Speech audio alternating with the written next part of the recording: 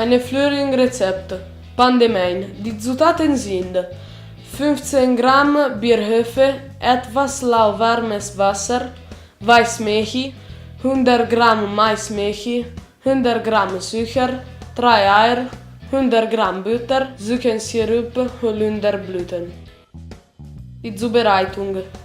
15 Gramm Bierhefe in ein bisschen lauwarmes Wasser und ungefähr 2 heiße Löffel Weißmilch dazugeben, solange bis ein weicher Teig entsteht.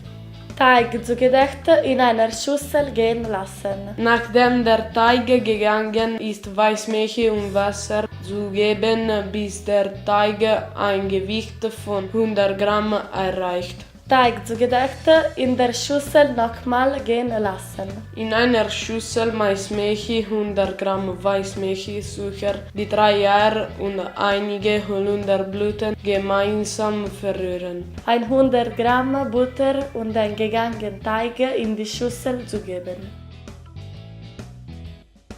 Den Teig sorgfältig und gleichmäßig zu runden Kleingebäcken formen.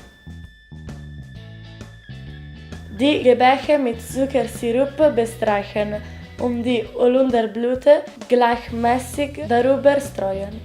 Die Formen auf ein Blech verteilen und bei mittlerer Hitze bei 180 Grad etwas 30 Minuten backen.